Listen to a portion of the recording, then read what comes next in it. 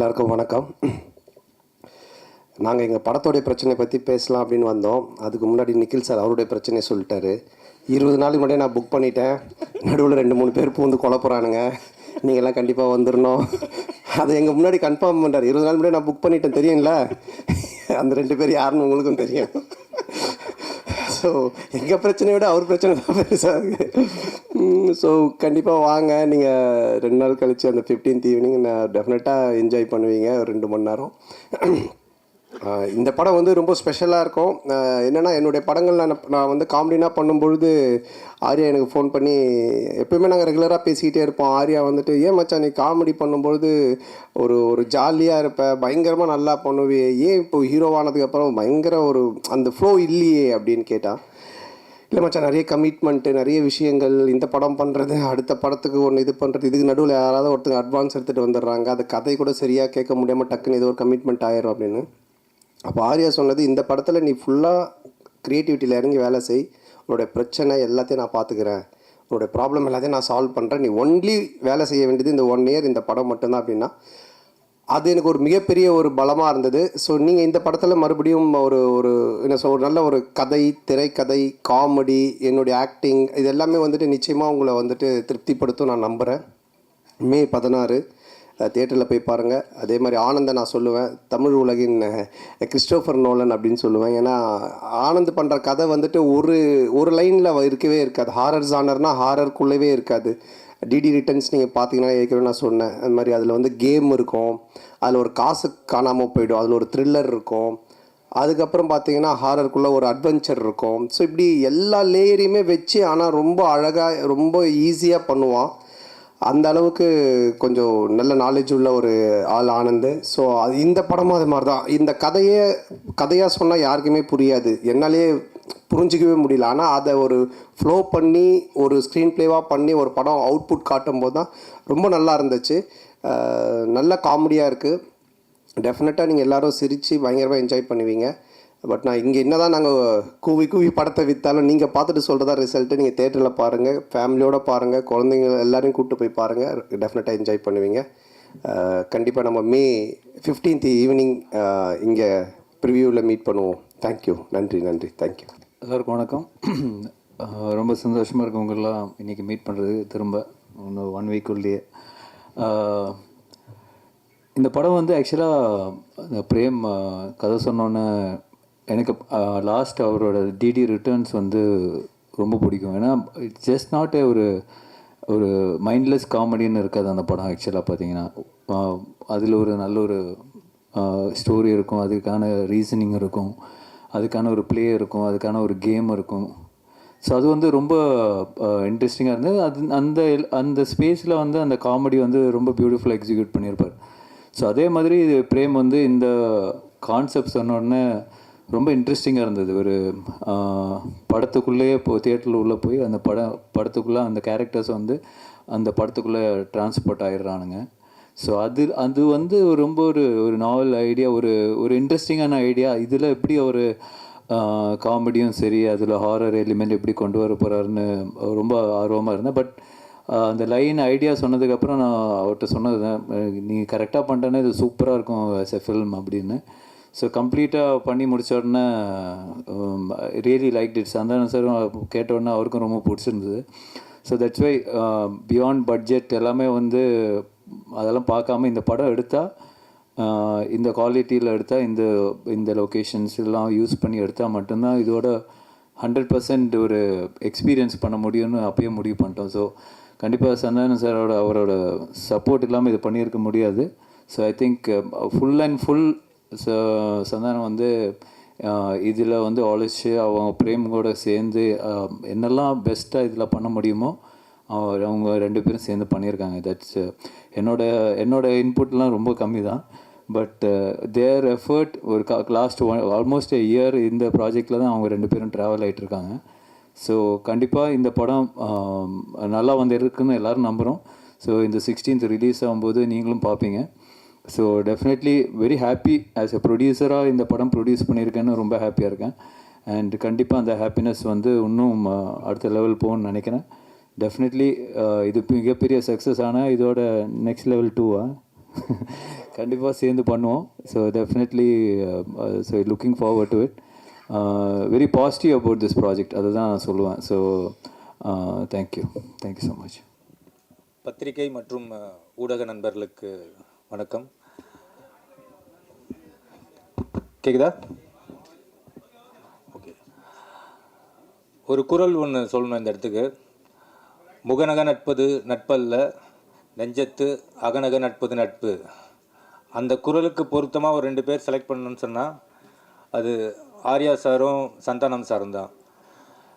ஏன்னா அவங்களோட பாண்டிங் வந்து அப்படி ஒரு பாண்டிங்கு. எனக்கு இவ்வளோ பெரிய ப்ராஜெக்ட் கிடைச்சதுக்கு காரணமே அவங்களோட அந்த நட்பு தான். அப்போ நான் சந்தானம் சார்கிட்ட சொன்னேன், எனக்கு இவ்வளோ பெரிய ஆப்பர்ச்சுனிட்டி கொடுத்துருக்கீங்க முதலாளி, நான் கண்டிப்பாக இதை பயங்கர ஹார்ட் ஒர்க் பண்ணி இந்த படத்தை சக்ஸஸ் பண்ணி அந்த சக்ஸஸ் மீட்டில் உங்கள் 2 பேருக்கு ஒரு செலவு வைப்பேன் அப்படின்னு சொன்னேன். படமும் நான் கேட்ட மாதிரி எல்லாமே ப்ரொடக்ஷன் லெவலில் ஆர்யா சார் கொடுத்தாங்க. படம் நல்ல பெரிய பெரிய லொக்கேஷனு, க்ரூஸ் அது இதுன்னு போச்சு. ஷூட்டிங் நல்லபடியாக முடித்தோம். போஸ்ட் ப்ரொடக்ஷன் ஆரம்பிச்சுது. அது வரைக்கும் எனக்கு நண்பேண்டான்னு தான் குரல் கேட்டுட்டு இருந்தது. ரிலீஸ் டேட் ஃபிக்ஸ் ஆகி அந்த டெட்லைன் கிராஸ் பண்ணும்போது ஆர்யா சாருக்கும் சந்தானம் சாருக்கும் daily phone conversation, heat argument. அப்போ தான் சந்தானம் சார் எனக்கு ஃபோன் பண்ணி சொன்னார், நீ செலவு வைக்கலனா கூட பரவாயில்ல, எங்கள் ஃப்ரெண்ட்ஷிப்புக்கு உழ வச்சிடாத, ஆர்யா கேட்குற டைமில் அந்த அவுட்டை கொடுத்து தொலைடா அப்படின்னாரு. எப்படியோ கஷ்டப்பட்டு ஃபைனல் அவுட்டு சூப்பராக எடுத்து ஆர்யா சார்கிட்ட கொடுத்தாச்சு. சார் கியூபுக்கு போயிடுச்சு சார். ஏன்னா இந்த படம் வந்து ஒரு யூஸ்வலான ஹாரர் மூவி கிடையாது. இதுக்குள்ளே ஒரு ஃபேண்டஸியான ஒரு வேர்ல்டு இருக்குது. இதோட போஸ்ட் ப்ரொடக்ஷன் ஒர்க் ரொம்ப டஃப்பு. ஆக்சுவலாக இதுக்கு பெரிய சப்போர்ட் பண்ணது விஎஃப்எக்ஸ் டீம், லார்வன் சரிகர சுதன் சாருக்கு இந்த இடத்துல தேங்க்ஸ் சொல்லிக்கிறேன். அப்புறம் அவங்க டீம் செல்வா, செந்தில், மகேந்தர், நிறைய பேர் இருக்காங்க அதில், சுந்தர், அதுக்கப்புறம் ரஞ்சித், இந்த மாதிரி நிறைய பேர் டே அண்ட் நைட் இந்த படத்துக்காக ஒர்க் பண்ணாங்க. மெயினாக என்னோடய அசோசியேட்டு தனேஷ்க்கு இந்த இடத்துல மெயினாக தேங்க்ஸ் பண்ணிக்கிறேன். ஏன்னா அவன் சிங்கிளாக இந்த படத்தோட போஸ்ட் ப்ரொடக்ஷன் ஒர்க் என் கூட இருந்து பயங்கர ஹார்ட் ஒர்க் பண்ணான். அப்புறம் எடிட்டர் சைடில் விக்கி. ஸோ இந்த மாதிரி நிறைய பேர் இந்த படத்துக்கு பயங்கர சப்போர்ட் பண்ணி பயங்கரமாக இந்த போஸ்ட் ப்ரொடக்ஷன் ஒர்க்கும் முடித்து இப்போ அவுட் கொடுத்துருக்கோம். படம் ரொம்ப சூப்பராக வந்திருக்கு. May 16th எல்லோரும் ஃபேமிலியோடு போய் பார்த்து இந்த படத்தை என்ஜாய் பண்ணணும். நான் மெயினாக இப்போ ஆர்யா சார்கிட்ட சொல்கிறேன், சார் நீங்கள் பெரிய டென்ஷன் எதுவும் எடுத்துக்காதீங்க. ஏன்னா இந்த படத்தை ப்ரெஸ் அண்டு மீடியா பீப்புள் கண்டிப்பாக நல்லபடியாக போய் மக்கள்கிட்ட சேர்த்துருவாங்கன்னு நான் நம்புகிறேன். ஏன்னா என்னோடய போன படம் டிடி ரிட்டர்ன்ஸ் பிளாக் பஸ்டர் ஆகிறதுக்கு காரணமே ப்ரெஸ்ஸும் அந்த மீடியா பீப்புளும் தான். ஸோ பெரிய சப்போர்ட் பண்ணிங்க. அதே சப்போர்ட் இந்த படத்துக்கும் கிடைக்குன்றது நம்புகிறேன். Thank you so much. மெயின் இந்த படத்தில் நடித்த ஆர்டிஸ்ட்டை பற்றி ஒரு வார்த்தை சொல்லிடுறேன். 2 பெரிய லிஜெண்ட் டேரக்டர்ஸ் பண்ணியிருக்காங்க, Selvaraghavan sir and Gautham Menon sir. ரொம்ப சப்போர்ட்டிவாக எங்கள் ஸ்கிரிப்டுக்கு நாங்கள் என்ன சொல்கிறோமோ அதை பக்காவாக பண்ணி கொடுத்தாங்க. அதுக்கப்புறம் கஸ்தூரி மேடம், நிழல் சார், அப்புறம் எங்களோட ஹீரோயின் கீதிகா, யாஷிகா ஆனந்த், இவங்க எல்லாருக்கும் நான் ரொம்ப தேங்க் பண்ணுறேன். அப்புறம் எங்களோட காமெடியன்ஸ் மாறன் அண்ட் கிங்ஸ்லி, இன்னும் நிறைய பேர் இந்த படத்துக்காக ரொம்ப பெரிய லெவலில் ஒர்க் பண்ணியிருக்காங்க. அது இல்லாமல் டெக்னீஷியன்ஸ் தீபக் குமார், எங்களோட ரெகுலராக எங்களோட மூவிஸில் அவர் தான் கேமராமேனாக இருப்பார். இந்த படத்துக்கு அவரும் மிகப்பெரிய சப்போர்ட் பண்ணியிருக்காரு. ஆர்ட் டைரக்டர் மோகன், அப்புறம் editor Bharath, stunt master Silva, Hari Dinesh, இது மாதிரி எனக்கு நிறைய பெரிய பெரிய டெக்னீஷியன்ஸ் இந்த படத்துக்குள்ளே ஒர்க் பண்ணி இந்த படத்தை இன்னும் பெரிய லெவலில் கொண்டு வந்திருக்காங்க. May 16th கண்டிப்பாக குடும்பத்தோடையும் குழந்தைங்களோடையும் வந்து பார்த்து இந்த படத்தை என்ஜாய் பண்ணுங்கள். இது ஒரு சம்மர் ட்ரீட்டாக இருக்கும். இது டேர் டெவில் நெக்ஸ்ட் லெவல் சொல்கிறது, டெவில்ஸ் டபுள் நெக்ஸ்ட் லெவல் சொல்கிறத விட Santhanam sir next level, Santa's next level. கண்டிப்பாக பார்த்து என்ஜாய் பண்ணுங்கள். Thank you so much. அதாவது இந்த படத்தில் எங்களை மாதிரி யூடியூப் ரிவ்யூவர்ஸை சாட்டையால் அடிக்கிறீங்களா, சப்போர்ட் பண்ணுறீங்களா? அது ரெண்டுமே இருக்குது. அதாவது வந்துட்டு 2 பேருக்குமே ஈக்குவலாக தான் ஆனந்த் பண்ணியிருக்காங்க. ஆக்சுவலாக வந்துட்டு ஒரு ரிவ்யூவர்னால் எப்படி இருக்கணும் அப்படின்றதும் இந்த படத்தில் இருக்குது. அதே மாதிரி ஆஸ் ஏ ஒரு ப்ரொடியூசர் டிரெக்டர்னா அவங்க எப்படி இருக்கணும் அப்படின்றதும் இதில் இருக்குது. ரெண்டுமே இருக்குது இதில். கண்டிப்பாக ஒரு பட்சமாக இந்த படம் இருக்கவே இருக்காது. டைரக்டர் சார், கொஞ்சம் கூட மனசாட்சியே இல்லாமல் ஜோதிகா சூர்யா பாட்டை வந்து எப்படி டைரக்டர் யாஷிகா ஆனந்த் வச்சு எடுத்தீங்க? எங்கே மேடம் இருக்கீங்க? இல்லை மேம், அவங்க யார் தெரியும்ல, பத்திரிகை உலகின் நயன்தாரா. Hello ma'am. மேம் இது வந்து ஜிவிஎம் சார் ஆல்ரெடி இன்டர்வியூவில் சொல்லியிருக்காங்க. எங்களுக்கு எங்கள் படத்தோட ப்ரீ ரிலீஸ் ஃபங்க்ஷன் முன்னாடி அவர் வேறு ஒரு இன்டர்வியூவில் கூட சொல்லியிருக்காங்க.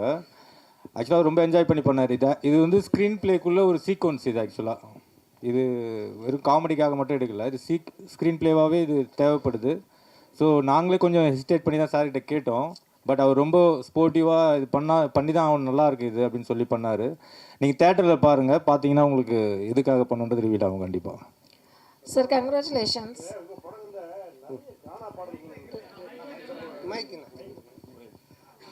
உங்கள் படங்களில் நிறைய கானா பாடல்களுக்கு முக்கியத்துவம் கொடுக்குறீங்க.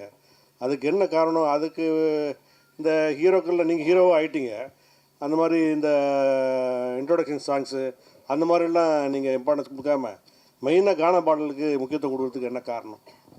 இல்லை தம்பி டைரக்டரும் அதுக்கு ஒரு முக்கிய காரணம். இவர் வந்து ராயபுரம், ஆனால் சொந்த ஊர் திருநெல்வேலி. அதனால தான் பைல்வான் ரங்கநாதன் நடிக்க வச்சிருக்கான் படத்தில், அவங்க ஊருக்காரங்க அப்படின்னு சொல்லிட்டு. ஸோ அது மாதிரி அவங்க ராயபுரம். ஸோ இதுக்கு முன்னாடி நான் பண்ண கானா படம் பார்த்தீங்கன்னா ஜான்சன், அவன் வந்துட்டு வியாசார்பாடி. ஸோ இவங்க எல்லாருமே இன்புட்ஸ் கொடுக்கறதா, என்னோட இன்புட்ஸும் கிடையாது. ஸோ அவங்க என்ன சொல்கிறாங்களோ அதை நம்ம கேட்டு பண்ணுறது தானே. அந்த பாரிஸ் அதுதான் அதிலோட ஃபுல்லாக கானா பாடம். ஆமாம், அந்த டைரக்டர் வந்துட்டு வியாசார்பாடி. ஸோ இவர் ராயபுரம். இன்னும் நான் வந்துட்டு இது மின்ட்டு தாண்டவே இல்லை. சந்தானம் சார் ஒரு நிமிஷம். மணி சார் எப்போதுமே எல்லாருமே நிறைய வசூல் வரணும், திருப்பதியில் போய் வந்து நம்ம வந்து சாமி கும்பிடணும் அப்படிம்பாங்க. இந்த படத்தில் நீங்கள் திருப்பதி கோவிந்தாவை கிண்டல் பண்ணியிருக்கீங்கன்னு சேலத்தில் வந்து நிறைய வக்கீல்கள் வந்து புகார் கொடுத்துருக்காங்க. அந்த கோவிந்தா கோவிந்தா பாட்டு வந்து உண்மையிலே கடவுளை கிண்டல் பண்ணியிருக்குதா? அவங்களுக்கு என்ன பதில்? அதானே, இல்லை அது வந்து கிண்டல் கிடையாது. அதாவது நிறைய பேர் நிறைய விஷயங்கள் சொல்லுவாங்க, ஓகேங்களா. இப்போ பார்க்குறவங்க எல்லாரும் அவங்களோட சஜஷன் சொல்லுவாங்க, இது சரியில்லை, அது மாற்றணும், இது பண்ணணுன்ட்டு. பட் அது எல்லாத்தையும் நம்ம எடுத்துக்க முடியாது, அப்படி வாழவும் முடியாது. கோர்ட் என்ன சொல்லுது, அப்புறம் சென்சார் சர்டிஃபிகேட், அவங்க சில ரூல்ஸ் அண்ட் ரெகுலேஷன்ஸ் வச்சுருக்காங்க. அவங்க சொல்கிறது மட்டும்தான் தமிழ் சினிமாவில் பண்ண முடியும். ஒரு கோர்ட் சொல்கிறதா நம்ம செய்ய முடியும். போகிறவங்க வரவங்க சொல்கிறதெல்லாம் நம்ம கேட்டு எதுவும் செய்ய முடியாது.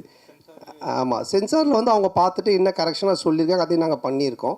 ஸோ அதனால் கரெக்டான ஒரு விஷயம்னா அது ஒன்று சட்டம் கோர்ட், இல்லைன்னா சினிமாவுக்கு சென்சார். இதை தவிர ஒரு போகிறவங்க வரவங்கலாம் சொல்கிறாங்க, நம்ம என்ன பண்ண முடியும், அது அவங்களுடைய கருத்து. சந்தானம் சார்.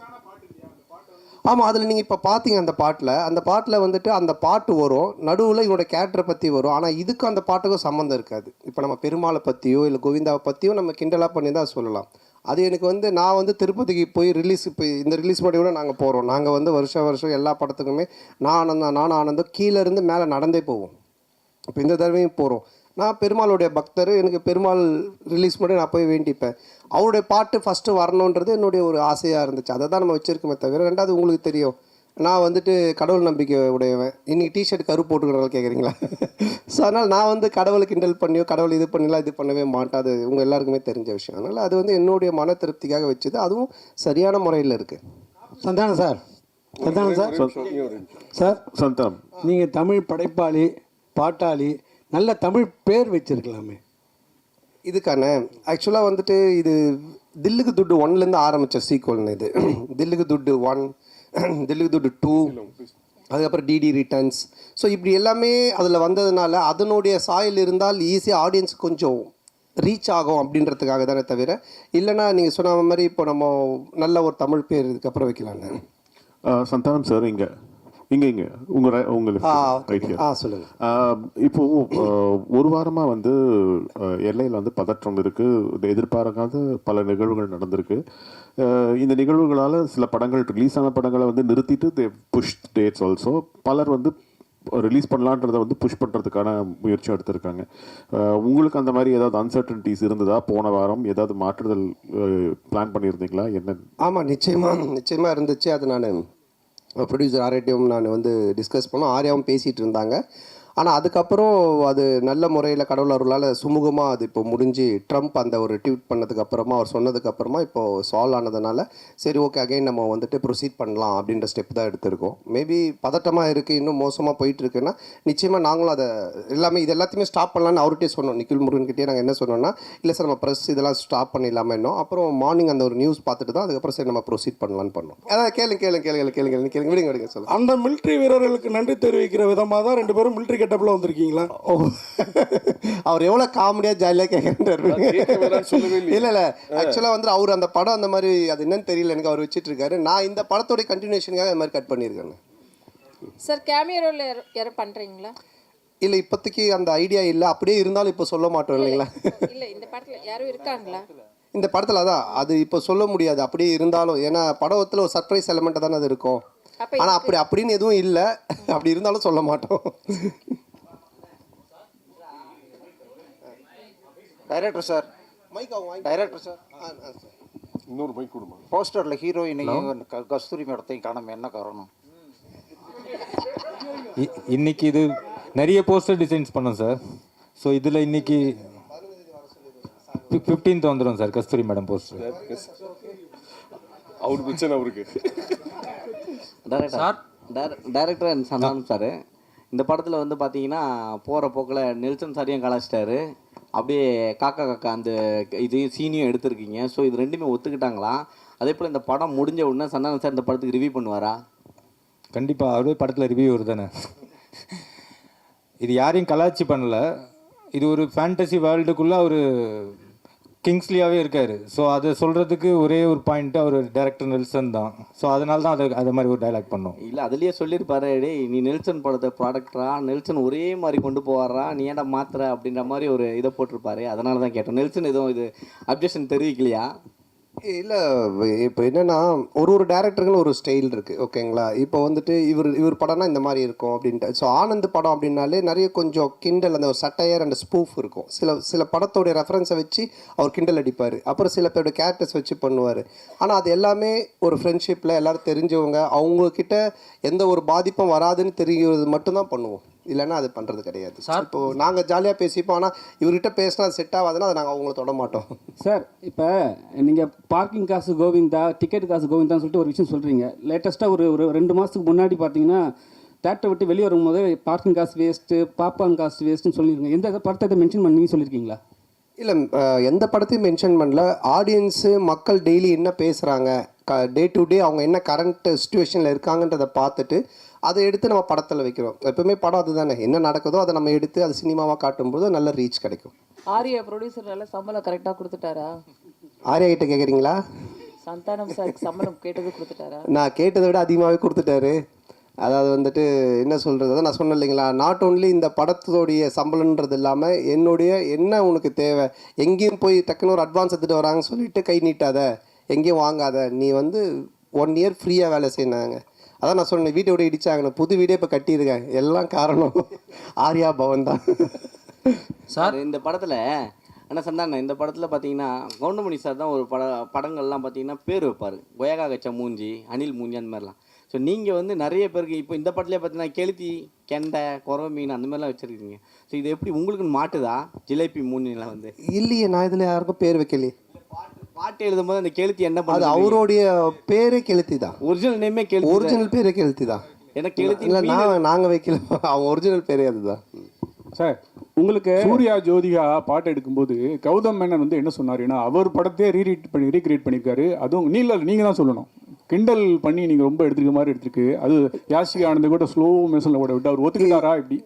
இல்லைண்ணா, இப்போது அதான் நான் சொல்கிறேன், இப்போ நீங்கள் பார்க்குறது ஒரு ட்ரெய்லர் இந்த டீசர்லாம் என்னென்னா உங்களுக்கு படத்தை பார்க்கக்கூடிய ஒரு ஆர்வத்தை தூண்டுறதுக்காக நாங்கள் துண்டாக கட் பண்ணி வைப்போம். அவருடைய முன் கதை என்ன பின் கதை எதுவுமே தெரியாது. அப்போ அதை பார்க்கும்போது உங்களுக்கு ஒரு என்ன சொல்கிறது, இது என்னவா இருக்கும், இது என்ன அப்படின்னு ஒரு கொஸ்டின் கேட்கலாம். அந்த ஒரு வைரலுக்காக தான் அதை பண்ணுறோம். பட் படமாக நீங்கள் பார்த்துட்டானுங்க அது ரொம்ப கிளியர் பிக்சரில் கரெக்டாக வரும். 1000 தான் சொல்லுங்கள், அந்த பாட்டை பார்க்கும்போது சூர்யா ஜோதியாவுக்கும் வராதா, சூர்யா ரசிகர்களுக்கும் வராதா? நீங்கள் எவ்வளோ கிண்டல் பண்ணியிருக்கீங்க? இல்லை, இது கிண்டலாகவே வராதுண்ணா. இப்போ என்னென்னா அவரு அந்த படத்தோடைய இயக்குனர், அவரு அதை பண்ணுறாரு, அது ஏன் பண்ணுறாரு, அதுக்கு ஒரு காரணம் இருக்குது. அந்த காரணத்தை சொல்லும்போது கண்டிப்பாக தப்பாக இருக்காது. நிறைய படத்தில் நிறைய ரெஃபரன்ஸ் வைக்கிறாங்க, அது கரெக்டாக அந்த கதையோடு ஒத்து வந்தால் ஓகே. திடீர்னு துண்டா சும்மா வெறுப்பேற்றதாக வச்சோன்னா தப்பாக இருக்கும். அண்ணா, உங்களுக்கு வந்து ஆர்யாவை ரொம்ப பிடிக்கும். இப்போ ப்ரொடியூசராக நல்லா பிடிச்சிருக்கா, நண்பராக பிடிச்சிருக்கா? ஆர்யாவையா? இல்லை, ரெண்டுமே தான். ஏன்னா நண்பனாக இருந்ததுனால தான் அந்த ப்ரொடியூசராக மாதிரி 2 பேருமே வந்துட்டு என்ன சொல்கிறது, ப்ரொடியூசராக இருக்கும்போது சில நேரத்தில் சண்டை வரும், நண்பனாக இருக்கும்போது சண்டை வராது, அடிக்கடி கோச்சிப்பான். அது மாதிரி வந்துட்டு இது நான் சொன்ன இது மாதிரி பண்ணவே இல்லை, இது பாரு இப்படி ஆயிடுச்சுன்னு. ஃபஸ்ட் டே ஷூட்டிங்கே கால் பண்ணி நான் வந்து உனக்கு காமெடி சூப்பர் ஸ்டார் நான் சும்மா தான் பேர் வச்சேன், நீ நிஜமாலே பண்ணிகிட்ருக்க அப்படின்னா. ஏன் என்னென்ன வேட்டையன் ஷூட்டிங்கில் எவ்வளோ செலவு தெரியுமா அப்படின்னா, தெரியாத மச்சான் இவ்வளோ செலவு அப்படின்னா. நம்ம ஷூட்டிங்கில் எவ்வளோ செலவு தெரியுமா, எவ்வளோன்னா அதே செலவு, அதே 200 பேர், அதே இது. நான் உனக்கு காமெடி சூப்பர் ஸ்டார் பேர் வச்சா சூப்பர் ஸ்டாருக்கு இவ்வளோ நீ செலவு பண்ணுவியா அப்படின்னு சொல்லி கோச்சிக்கிட்டான். அப்புறம் நான் சொன்னேன், இல்லை மச்சா இது மாதிரி இதில் தேவைப்படுது அப்படின்னு. ஸோ அதுக்கப்புறமா ரொம்ப சண்டே ஆகிடுச்சேன், டக்குன்னு என்ன பண்ணுவேன்னா ஒரு 2 நாள் ஈஷாக்கு போயிடுவேன். உடனே ஃபோன் அடிப்பான், அங்கே அடிச்சிட்டு இல்லை சத்குருட்ட காசு வாங்கி கொடு அப்படின்வான். ஏய் அவர்கிட்ட எப்போ காசு வாங்கி தர முடியும்னு, நீ அங்கே தானே போகிற, எனக்கு காசு வாங்கி கொடுத்துட்டு போ, அவர் பேர் போட்டு ப்ரொடியூசர் அப்படின்வான். சரி மச்சான் வந்து ஸோ ப்ரொடியூசர் ஆகும் போது அடிக்கடி சண்டை வரும், நண்பனாக இருக்கும்போது எதுவுமே இருக்காது, ஃபுல்லாக ஜாலியாக. ஆமாம், கொஞ்சம் அடிக்கடி நடக்கும். சார் போன மேடையில் அவங்கள கடவுளாக பார்த்து காலில் விழுந்தாரு கூல் சுரேஷ். இந்த படத்தில் இருக்கிறாரா? காணும். இல்லை, இந்த படத்தில் இல்லை. கடவுளை கொஞ்சம் அவருக்கு தரிசனத்தை கொஞ்சம் தள்ளி வச்சிருக்கோம். அவரும் வந்து படத்தை ரிவ்யூ கொடுப்பாரு. சார் இங்கே சொல்லுங்க. ஒரு பாட்டில் வந்து பார்த்தீங்கன்னா படம் போட்டு 1 மணி நேரம் கழித்து வர்றாங்க, ஓசி டிக்கெட்டில் வராங்கன்னு சொல்கிறீங்க, அது யாரை சொல்கிறீங்க? இல்லை, இப்போது நிறைய பேர் வந்துட்டு பார்த்தீங்கன்னா பப்ளிக்கில் வந்துட்டு இஷ்யூ பண்ணுறாங்க, ஏதோ ஒரு டிக்கெட்ஸ் கொடுக்குறாங்க, இல்லை ஃபேன் ஷோ போடுறாங்களா, ஏதோ ஒன்று பண்ணுறாங்கன்னு வச்சுக்கோங்க. அதில் கும்பலில் சில பேர் வராங்க, வந்துட்டு அவங்கெல்லாம் சில விஷயங்கள்லாம் பேசுகிறாங்க. அது வந்துட்டு நாளைக்கு பார்த்தீங்கன்னா வைரல் ஆகுது. அது நிறைய என்ன சொல்கிறது ரிவ்யூஸ் ஷோஸில் நீங்கள் பார்த்தீங்கன்னா இருக்கும். ஸோ இப்போ இதை வந்துட்டு வைரலாக நிறைய பேர் பேசுகிறாங்க, கமெண்ட்ஸில் சொல்கிறாங்க, இவன் ஓசி டிக்கெட்டில் வந்தவன்பா, இவன் பார் லேட் அண்ட் டாச், இதெல்லாம் வந்து கமெண்ட்ஸில் வர்றது. அது எல்லாத்தையும் எடுத்து தான் அந்த லிரிக்கெல்லாம் கெளுத்தி எழுதுனது. ஸோ எழுதும்போது எனக்கு நல்லா இருந்துச்சு, நாங்கள் கேட்டோம், இதெல்லாம் லைவில் இருக்குன்னா சரி ஓகே பண்ணிட்டோம். நீங்கள் இந்த படத்தில் எப்படி ஓசி டிக்கெட் வாங்கி படம் பார்க்குறீங்களா இல்லை தேட்டரில் போய் வாங்கி படம் பார்க்குறீங்களா? நான் கொஞ்சம் ஓசி டிக்கெட் தான், ஏன்னா ரிவ்யூ பண்ணுறோம் இல்லைங்களா, அப்போ ரிவ்யூ பண்ணும்போது எங்களுக்கு ஒரு ஷோ போடுவாங்க, அப்போ போவோம். அதனால தான் என்ன வச்சு அதை கலாச்சி பண்ணியிருக்காங்க. ஆனால் சந்தானண்ணே, இந்த வருஷம் பார்த்தீங்கன்னா உங்களுக்கு அதிகமாக உங்கள் நட்பு சைடில் வந்து இழப்புகள், 2 இழப்புகள், சேஷன்னு இன்னொன்று ஆண்டனி. ஸோ இந்த படத்தில் சேஷு இருந்தால் எப்படி இருந்திருக்கும்? ஏன்னா இப்போ இல்லை. ஸோ ஒருவேளை சேஷுக்கான ஏதாவது சீக்வன்ஸ் ஏதாவது வச்சுருந்தீங்களா? அது இல்லாமல் டிடின்ற இதுக்கு வழக்கம் போயிட்டுருக்கு. இல்லை இருக்குது, அதாவது வந்து எங்கள் டீம் எல்லாருக்குமே தான் நாங்கள் எழுதுவோம், அதில் இருந்துச்சு. ஆனால் பட்டு காலத்தின் இது அவர் இல்லை. பட் எல்லாருக்குமே எங்கள் டீமில் எல்லாருமே வச்சு தான் எழுதுவோம். அந்த இப்போது கம்ஃபர்ட் ஜோனுன்னு ஒரு சில ஹீரோஸ் இருக்காங்க, அதே டேரக்டர் அதே டீமோட. இந்த ஹீரோஸ்க்கு வந்துட்டுனா உங்களோட டீம் பண்ணால் கரெக்டாக இருக்கும். இதை நீங்கள் எப்படி பார்க்குறீங்க? உங்களுக்கும் இதே மாதிரி தான் ஃபஸ்ட்டு பார்ட் 1, இப்போ 2, இதுக்கு அப்புறம் 3 பண்ண போகிறேன்னு சொன்னீங்க. ஸோ இதை தாண்டி நீங்கள் சந்தானமாக ஒரு ஆக்டராக, இப்போவும் ஆக்டராக இதை தாண்டி ஒரு லெவலுக்கு வர வாய்ப்பு இருக்கா? இல்லை இப்போ என்னென்னா படம் பார்த்தீங்கன்னா ஃபஸ்ட்டு மாதிரிலாம் ஒரு படம் பண்ணோம் டக்குன்னு இன்னொரு கதை அப்படின்லாம் கிடையாது. ஏன்னா இன்றைக்கி ஓப்பன் மீடியாவாக போச்சு. ஓடிடி பிளாட்ஃபார்ம் வந்தோடனே ஹாலிவுட் படத்துலேருந்து எல்லா படங்களுமே ஆடியன்ஸ் எல்லாத்தையுமே பார்க்குறாங்க. ஸோ ஒரு டைரக்டரோட ட்ராவல் பண்ணி ஒன்று சிங்க் ஆகி ஒன்று வந்து செட் ஆகிறதுக்கு மினிமம் ஒரு 2-3 படம் ஆகுது.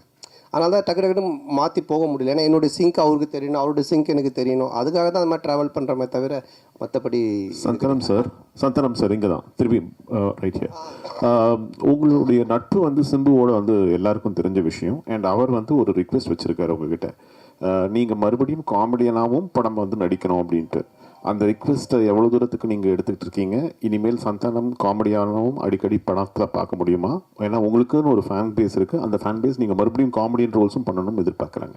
இல்லை அதுதான், இப்போ காமெடி ரோல்னால் நீங்கள் ஃபஸ்ட்டு பார்த்த சந்தானத்தை பார்க்க முடியாது, நிச்சயமாக அந்த மாதிரி ஒரு சந்தானம் இருக்காது. ஏன்னா அது இப்போவே ஆடியன்ஸுக்கு டிவியில் நிறைய ஷோஸில் நிறைய ஆதித்யா சேனல் சிரிப்பெல்லாம் பார்த்துட்டாங்க, நீங்களும் யூடியூப்பில் நிறைய பார்த்துருக்கீங்க. ஸோ புதுசாக ஒன்று பண்ணணும், அதை எப்படி டிசைன் பண்ணி பண்ணணுன்றதை நானும் யோசிச்சுக்கிட்டு இருக்கேன். அண்டு எல்லா படத்துலையும் என்னால் பண்ணுவேனான்னு எனக்கு தெரியல. ஏன்னா எனக்கு ஆல்ரெடி கமிட் ஆகி ஹீரோவாக பண்ணக்கூடிய அட்வான்ஸ் கொடுத்து ஒரு 3-4 பேர் ஆல்ரெடி வெயிட்டிங்கில் இருக்காங்க. ஸோ அதுவும் நான் பண்ணணும். இப்போ அதுவே நான் ஒரு படத்தை திருப்பியும் அவங்களுக்கு ரிட்டர்ன் பண்ணிட்டு தான் எஸ்டிஆருக்காக அதை பண்ணுறேன். அவருக்கு அதை என்ன மாதிரி பண்ண முடியுன்றதை நான் இப்போ டிசைன் பண்ணிகிட்டு இருக்கோம். அதுக்கப்புறம் ஆர்யாவோட ஒரு கமிட்மெண்ட் இருக்குது. நான் வடக்குப்பட்டி ராமசாமிலே சொன்னேன் ஆர்யாவோட நான் பண்ணோம் அப்படின்ட்டு. ஸோ அந்த கமிட்மெண்ட்டும் போயிட்டுருக்கு. ஸோ அதுக்கும் பேசிகிட்டு இருந்தோம். பட் இவன் எப்போ பண்ணுவான்னு தெரியல, இவங்கிட்ட அப்படின்னா ஆர்யா கியூபுக்கே 1 வீக் ஆச்சு தான் அனுப்பினா அப்படின்னு சொன்னேன். ஸோ ஆனந்தம் ஒரு லைன் ஒன்று எழுதியிருக்கான் எங்கள் 2 பேரை வச்சு.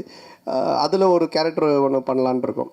ஸோ பண்ணுவேன் கண்டிப்பாக, ஆனால் நிறைய பண்ணுவேனான்னு தெரியாது, பழசை பண்ண மாட்டேன் நிச்சயமாக. ஆனால் இந்த கொஸ்டினோட தொடர்ச்சி தான் இது. சிம்பு சார் சொன்னார் தமிழ் சினிமாவில் காமெடி நடிகர்கள் குறைஞ்சிட்டாங்க, காமெடியும் கம்மியாகிடுச்சுன்னு சொல்கிறாங்க. அது எப்படி நீங்கள் பார்க்குறீங்க? அவர் சொன்னதுக்கு என்ன வந்து பார்க்குறீங்க, நான் எப்படி சொல்கிறேன்? இல்லை, ஏன்னா அவர் உங்களை வச்சு தான் சொன்னார். நீங்களாம் வந்து ஆக்டராகி போயிட்டீங்க, ஹீரோவாகி போயிட்டீங்க, ஸோ வந்து தமிழ் சினிமாவில் காமெடி கம்மியாகிடுச்சுன்னு சொன்னார். இல்லை, என்கிட்ட அவர் பர்சனலாக சொல்ல பப்ளிக்காக எல்லார்கிட்டையும் சொன்னார். அப்போ நீங்கள் நடிக்க வாங்கன்னு கூப்பிட்டா நான் அதுக்கு எஸ்ன்னு சொன்னேன். அதை நான் எப்படி சொல்ல முடியும்? ஆரியா சார், சார்பட்டா பயங்கர ஹிட்டு, பிளாக் பஸ்டர், செகண்டும் வரப்போகுதுன்றாங்க. அதில் நீங்கள் இருக்கீங்களா, இல்லை அடுத்த படத்துக்கு ப்ரொடியூசராக காலத்தில் இறங்க போகிறீங்களா சந்தானம் சாரை வச்சு? இல்லை, இப்போ சார்பட்டா வந்து ஆகஸ்ட்லேருந்து ஷூட்டிங், இப்போ பார்ட் 2. இப்போ வந்து வேட்டுவம் ரஞ்சித் சார் அந்த படம் ஷூட்டிங் போயிட்டுருக்கு. ஸோ கண்டிப்பாக அது ஆகஸ்ட்லேருந்து பார்ட் 2 ஸ்டார்ட் பண்ணுறோம். சார் நீங்கள் ப்ரொடியூஸ் பண்ணதுக்கப்புறம் சந்தானம் சார் நீங்கள் சொன்ன மாதிரி கேட்க ஆரம்பிச்சாரா, இல்லை அவர் சொல்கிறது நீங்கள் கேட்க ஆரம்பிச்சிங்களா? ஏன்னா பாட்லேயே சொல்லியிருப்பாரு. இந்த படம் பொறுத்த வரைக்கும் என்ன, ப்ரொடியூசர்னு பேர் தான், பண்ணதெல்லாம் இவர் தான். ஏன்னா அதை நான் சொன்னல, ஃபஸ்ட் டே ஷூட்டிங் போய் அந்த செலவு லிஸ்ட் எடுத்து பார்த்தேன். டேய், உண்மையான கப்பலில் ஷூட் பண்ணாலும் இவ்வளோ செலவாகுதுடா அப்படின்னு சொன்னேன். பட் நான் அதாவது சொன்ன மாதிரி இந்த படம் அப்படி எடுத்திருந்தா தான், இப்போ நீங்கள் அந்த குவாலிட்டியாக எடுத்திருந்தா தான் அது அதோட அவுட்புட்டு அது தேவைப்படுது. பட் அது வந்து எவ்வளோ பெஸ்ட்டாக, எவ்வளோ எஃபிஷியண்ட்டாக ப்ரொடக்ஷன் சைட்லேருந்து எவ்வளோ கம்மியாக நம்ம பண்ண முடியுமோ, அது வந்து கம்மின்னா வேஸ்டேஜ் இல்லாமல் எங்களோட எக்ஸ்பீரியன்ஸ் டீமை வச்சு அது மேக்ஸிமம் வேஸ்டேஜ் கட் பண்ணி அது பெஸ்ட்டாக பண்ண முடியாத அளவுக்கு பண்ணியிருக்கோம். பட் எதுவுமே நான் கண்ட்ரோல் பண்ணது, நான் ஒன்றே ஒன்று தான் அவர்கிட்ட சொன்னேன், எது தேவையோ பண்ணு, கண்டிப்பாக பண்ணாமல் இருக்காத. ஸோ அப்படி தான் இது பண்ணது. பட் ஃபுல்லாக பண்ணது அவர் தான். சந்தானம் சார், நீங்கள் காமெடி வெளிப்படத்தில் பண்ண மாட்டேன் அப்படின்னு நீங்கள் சிம்புவோட நட்புக்காக இப்போ காமெடி போடுவீங்க. அதுமாரி பழைய ப்ரெஸ் மீட்டில் சொன்னீங்க நான் வந்து அரசியல் பக்கமே போக மாட்டேன் அப்படின்னு. இப்போ உங்கள் நண்பர் உதயநிதி சார் வந்து பார்த்தாவா எனக்கு ஹெல்ப் பண்ணு அப்படின்னு அடுத்த மே மாதம் கூப்பிட்டாருன்னா சிம்பு மாதிரி அந்த கொள்கையை மாற்றி ஏதாவது பிரச்சாரத்துக்காவது போகிறதுக்கு ஐடியா இருக்கா? சரி, அரசியலை பொறுத்த வரைக்கும் சார், யார் கூப்பிட்டாலும் யார் இது பண்ணாலுமே ஒரு விஷயம் தான் நான் வந்து தெளிவாக சொல்கிறது என்னென்னா, நீங்கள் உழைச்சா உங்களுக்கு சாப்பாடு, நான் உழைச்சா எனக்கு சாப்பாடு, இதை தவிர வேறு எதுவுமே கிடையாது. பட் நட்பு ரீதியாக சில விஷயங்கள் இருக்குது, இதெல்லாம் பண்ண முடியும், இதெல்லாம் பண்ண முடியாது. இப்போ நான் சிம்பு சார் எஸ்டிஆரில் என்ன கூப்பிட்டாலும் இப்போ அவர் வந்து சந்தானத்துக்கு கம்ஃபர்டபுளாக என்ன காமெடி பண்ண முடியும், அவருக்கு என்ன செய்ய முடியும் கேரக்டராக அப்படின்ற அந்த ஃப்ரீடம் எனக்கு கொடுத்துருக்காரு. அதையே அதையே பண்ணணும் அப்படின்னு அவர் எனக்கு ஃபோர்ஸ் பண்ணல, இல்லை அந்த மாதிரி ஒன்று சொல்லலை. அது மாதிரி உதய் சார் கூப்பிட்டாலும் அதுக்குன்னு சில எனக்கு இந்த கம்ஃபர்டபுள் ஓகே, இதை நான் பண்ண முடியும், நான் வந்து சொல்ல முடியும், இதெல்லாம் எனக்கு ஓகேனா நான் நிச்சயமாக போய் பண்ணுவேன். சார் சந்தானம் சார், அடுத்த வாரம் பார்த்தீங்கன்னா நீங்கள் நடித்த படம், சூரி நடித்த படம், யோகி பாபு நடித்த படம், உங்களுக்குள்ளாரே ஒரு போட்டி வந்துடுச்சு. அது எப்படி பார்க்க? ஏன் மற்ற இன்னொருத்தர் விட்டுட்டிங்களே, டாம் க்ரூஸ், மிஷன் இம்பாசிபிள், அவரையும் சேர்த்துக்குங்க. ஏன் ஹாலிவுட்ல விட்டுட்டீங்க? அப்புறம் ஃபைனல் டெஸ்டினேஷன், அந்த ஹீரோ பேர் என்ன, ஹீரோயின் பேர் என்ன, பேர் தெரியல, அவங்களே சேர்த்துங்க. 5 பேர். நான் தமிழ்நாட்டை விட்டுட்டான், அதனால் தெரியல. ஸோ அதனால் எல்லோரையும் சேர்த்துங்க, மொத்தமாக எல்லோரும் காம்படிஷன்னால எத்தனை படம் வந்தாலும் ஓடும் சார், நல்லா இருந்துச்சுன்னா. சார் ஆர்யா சார், நீங்கள் இதில் ப்ரொடியூசராக மட்டும் ரோல் பண்ணுறீங்களா, இல்லை ஏதாவது ஒரு சின்ன கேமியோ ரோல்? இல்லை சார் ஒன்லி ப்ரொடியூசர் ரோல் மட்டும்தான். ஆனால் சந்தானண்ணே, என்னதான் படம் கஷ்டப்பட்டு எடுத்தாலும் ரிவ்யூவர் வந்துட்டு முதல் நாளே கிளியும் கிழிச்சு தொங்க விடுவாங்க. இதை எப்படி பார்க்குறீங்க? ஏன்னா ரொம்ப கஷ்டப்பட்டு தான் எடுக்கிறோம் எல்லாருமே. ஸோ ஏதாவது மிஸ்டேக் வரும். இல்லை, அதை பார்க்குறத விட உங்கள் 2 பேர் தான் நான் பார்க்குறேன். மாற்றி ஏதாவது ஒரு பிரச்சனை பண்ணுன்ட்டு இந்த அன்னிக்கேளி போய் இந்த அன்னிக்கேளி 2 பேர் பண்ணுறத நான் நல்லா பார்த்துக்கிட்டு இருக்கேன். சரி, அப்படிலாம் கிடையாது. நல்ல படம் வந்தால் நல்லா இருக்குன்னு தான் சொல்கிறாங்க. ஓகேங்களா? ஸோ வந்துட்டு இப்போ இவர் ப்ளூ சட்டை மாறனே பார்த்தீங்கன்னா எல்லா படத்தையும் அவர் கழிவு ஊற்றுறதில்ல, நல்ல படத்தை நல்லா இருக்குன்னு தான் சொல்கிறாரு அவர். இந்த மாதிரி எல்லாம் நிறைய ரிவ்யூஸ் வந்து நல்லா இருக்கிற படத்தை நல்லா இருக்குன்னு சொல்கிறாங்க. அதனால் இது நல்லா இருந்துச்சுன்னா நல்லா இருக்குன்னு சொல்ல போகிறாங்க, அவ்வளோதான். தப்பு இருந்துச்சுன்னா நாங்கள் பார்த்துட்டு இது தப்பாக இருந்தால் உண்மையிலேயே நாங்கள் திருத்திக்க பார்ப்போம். தப்பு இல்லைன்னா அவர் அவர் ஏதோ சொல்கிறான்னு சொல்லிட்டு போவோம், அவ்வளோதான். ஆனந்த் சார், தொடர்ந்து சந்தானம் சாருக்கே ஸ்கிரிப்ட் பண்ணிட்டு வந்துருக்கீங்க செகண்டு. அடுத்ததும் சந்தானம் சாருக்கே தான் லைன் சொல்லியிருக்கீங்கன்னு சொல்கிறாங்க. அடுத்து வெளியே வரதுக்கான வாய்ப்பு இருக்குமா? வேறு ஹீரோக்களுக்கு பண்ணுறதுக்கான வாய்ப்புகள்? இல்லை, கண்டிப்பாக பண்ணணும். அப்படி தான், அதுதான் ஃபஸ்ட்டு ஆர்யா சார் வச்சு ஒரு ரிஹர்சல் பார்க்கலான்னு. இல்லை, ஆர்யா சாருக்கு சொன்னாங்க முன்னாடியே, லைன் இருந்தால் சொல்லு, ரெடி பண்ணி சொல்லு அப்படின்னாங்க. ஸோ கண்டிப்பாக இது முடிஞ்சோன்னே அடுத்து சாருக்கு தான். சந்தானம் சார், இந்த படத்தில் கஸ்தூரிக்கு வந்து நீங்கள் பையனாக நடிக்கீங்க, அவங்க அம்மாவா நடிக்காங்கன்னு ஒரே பேச்சாக இருக்குது. அது எப்படி யோசிச்சு பார்த்தீங்க? கஸ்தூரி அம்மாவா? செட்டில் நீங்கள் அம்மா அம்மா அப்படின்னு கூப்பிடும்போது அவங்க ஃபீலிங் எப்படி இருந்தது? கஸ்தூரி மேடம் சார் கேட்க சொன்னாரா? நான் கேட்டால் வந்து ஏதாவது சொல்கிறாங்க, நீ கேளு. இல்லை, அதான் நீங்கள் இது படம் பார்த்தீங்கன்னா தெரியும். ஏன்னா வந்துட்டு அவங்களுடைய என்ன சொல்கிறது, அவங்கள வந்து அம்மாவாக கூப்பிட்டு அவங்கள வந்து பண்ண வைக்கணுன்றது எங்களுடைய வந்துட்டு மோட்டிவேஷனே கிடையாது. ஏன்னா இப்போ எனக்கு ஒரு அம்மானா அவங்களுக்கு ஒரு ஏஜ் குரூப் இருக்குது, அதை கூப்பிட்டு தான் பண்ணுவோம். பட் இது ஒரு ரீசன் இருக்குது கதையில் அப்படின்றது தான் நாங்கள் எக்ஸ்பிளைன் பண்ணோம். அதை கேட்டுட்டு அவங்களுக்கு ரொம்ப பிடிச்சி போச்சு. ஸோ அதனால தான் அவங்க அதை பண்ணாங்க. நீங்கள் படம் பார்க்கும்போது நீங்கள் கண்டிப்பாக கஸ்தூரி மேடமோட ஃபேனாக தான் இருப்பீங்க.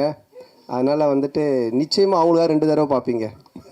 சார் டேரக்டர் சார், அது மாதிரி அன்றைக்கி சந்தானம் சார் அந்த ஆடியோ ரிலீஸில் பேசுகிறப்போ அவருக்கு புக் காமெடி இருக்குது, மொட்டராஜனுக்கு எலி காமெடி இருக்குது அப்படின்னு. சந்தானம் சாருக்கு என்னெல்லாம் காமெடி இருக்குது படத்தில்? சந்தானம் சார் தான் இந்த காமெடியோட ஃப்ளோவே டேக் ஓவர் பண்ணுறவர். டோட்டலாக உங்களுக்கு ஓப்பனிங் படம் ஆரம்பித்ததுலேருந்து இந்த படத்தில் தான் சொன்னேன், ஓஜி சாண்டா ரிட்டர்ன்ஸ்ன்ற மாதிரி. ஏன்னா ஓவரால் இந்த படத்தையே கேரி ஓவர் பண்ணுறது சந்தானம் சார் தான். அவரோட ஸ்க்ரீன் ப்ரெசன்ஸ்லேருந்து அவரோட லுக்கு, அவரோட பாடி லாங்குவேஜ் ரொம்ப ஃப்ரெஷ்ஷாக இருக்கும். உங்களுக்கு பார்க்கும்போது ஆடியன்ஸ்க்கும் சரி, எனக்கு அதான் எப்பயுமே சொல்லுவேன், எனக்கு ரொம்ப பிடிச்சது பார்த்தா காட்டுப்பூச்சி அந்த மாதிரி கேரக்டர்ஸ் பண்ணணுன்னு. ஸோ அதை பிரேக் பண்ணுவான் இந்த கிசா 47. கண்டிப்பாக என்ஜாய் பண்ணுவீங்க சார். சந்தானம் சார், இந்த டிடி பிரச்சனை உங்களை விட்டு போகவே மாட்டுது. இந்த டிடி பிரச்சனைக்கு ஏதாவது தீர்வு இருக்கா? ஏன்னா உங்களுக்குள்ளேயே தான் நடந்துட்டுருக்குன்னு ஒரு வார் போயிட்டுருக்கு அப்படின்றாங்க.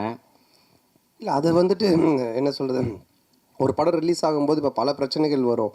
இப்போ அண்ணன் கேட்டாங்க தெரியல, சாங்கை பற்றி, டிடியை பற்றி வரும், அதை பற்றி வரும், போஸ்டரை பற்றி வரும். இது வந்து யூஸ்வலாக சினிமா நம்ம பண்ணும்போது எல்லாமே வரும். பட் ஒன்றே ஒன்று தான், எதுவுமே சட்ட ரீதியாக கோர்ட் மூலமாக ஒரு விஷயம் ஆனால் மட்டும்தான் அது பிரச்சனை. இல்லைனா மற்றெல்லாம் சும்மா வாய் பேச்சு. இப்போ நீங்கள் கூட 10 வார்த்தை கேட்கலாம். ஏன்னா நீங்களும் பிளாக் டிஷர்ட், நானும் பிளாக் டிஷர்ட், எது என்ன மாதிரி போட்டுவீங்க கூட கேட்கலாம். பார்த்தீங்களா, கைட்டிட்டு வெறும் உடம்புடைய போக முடியும் நீங்கள் வீட்டுக்கு. ஸோ அந்த மாதிரி தான் அது. சட்ட ரீதியாக என்னவோ அதுக்கு பதில் தான் ஆன்சர் சொல்ல முடியும்.